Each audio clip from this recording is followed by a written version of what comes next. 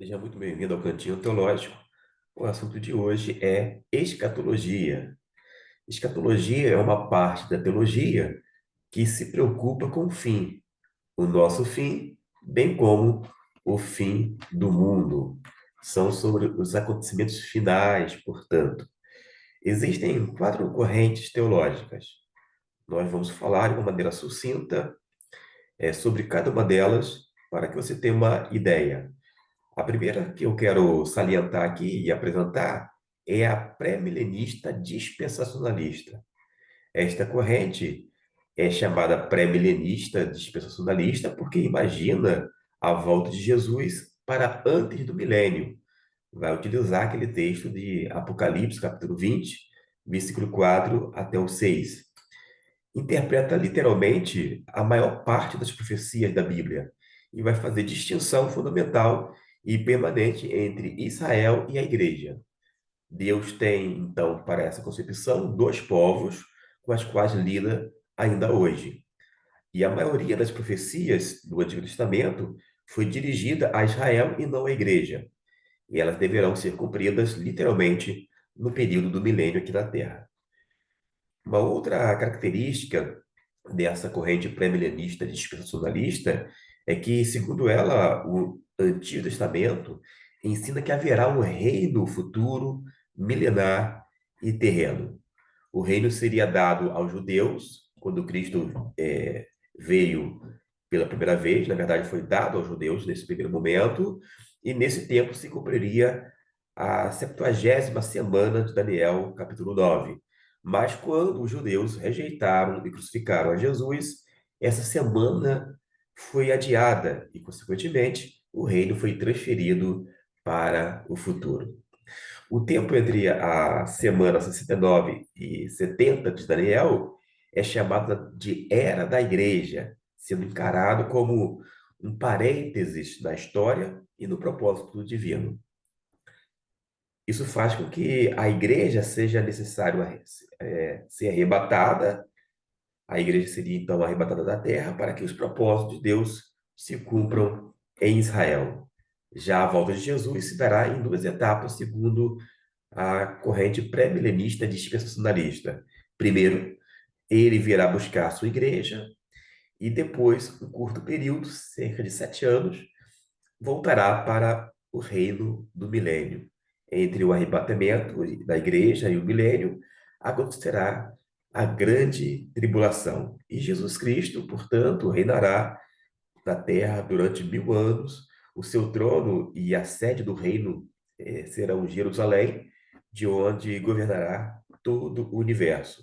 Já o templo de Jerusalém e o sacerdócio do Antigo Testamento serão novamente restaurados. E ainda essa corrente chama-se dispensacionalista porque ela divide a história humana em grandes dispensações. Uma dispensação normalmente é entendida como um período de tempo caracterizado por um modo distinto de Deus de se relacionar com o ser humano. Os autores desta corrente costumam citar 7 grandes dispensações. Vejamos: período da inocência, período da consciência, período da responsabilidade moral, período do governo humano, período da promessa, período da lei, período da história e período do rei. Esta é a concepção pré-milenista dispensacionalista. A corrente é pré-milenista histórico. Entende que a volta de Jesus se dará antes do milênio, mas não reconhece a existência das dispensações. Crer num reinado de Cristo, literal, de 1000 anos aqui na Terra, e antes da vinda de Cristo, acontecerão a evangelização das nações, a grande tribulação, a grande apostasia e a manifestação do anticristo escatológico. Quando Cristo voltar, os crentes que estiverem vivos serão transformados e os que estiverem mortos serão ressuscitados. Com a vinda do Cristo, o anticristo será exterminado e nessa época haverá conversão da maior parte dos judeus. Jesus Cristo, segundo o premilenismo histórico, reinará na terra por 1000 anos Seu trono e a sede será em Jerusalém, de onde governará todo o universo. O templo e o sacerdócio do Antigo Testamento serão novamente restaurados. Para esta corrente, o milênio não é visto como um estado final, já que depois dele ainda haverá um novo céu e uma nova terra. A ressurreição das pessoas não salvas só se dará no final do milênio, após a vitória de Cristo Jesus sobre Satanás.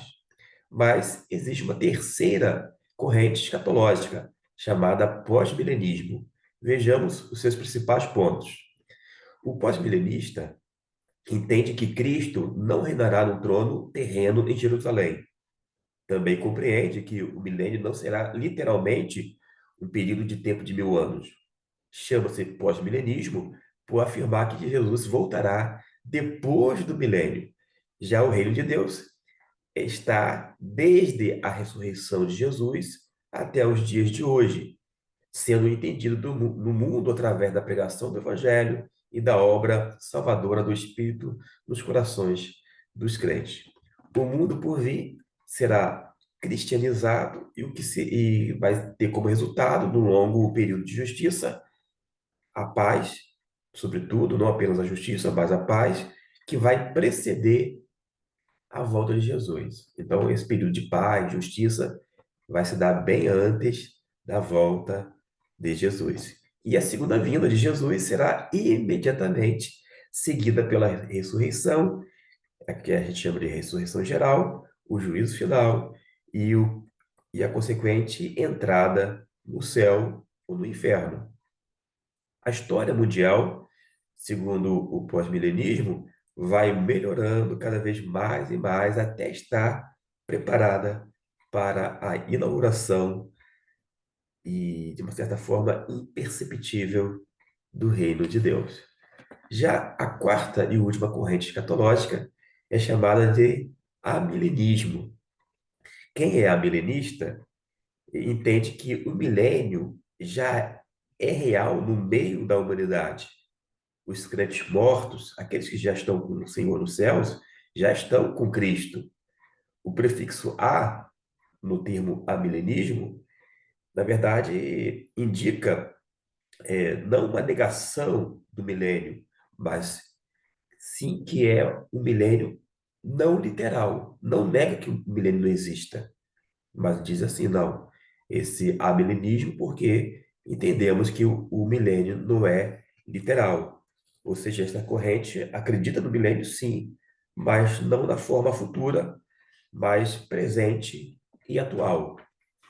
O, um outro aspecto do amilenismo é que o milênio não é literal, 1000 anos, e não é também terreno. Como é que é, então, na concepção amilenista, esse período?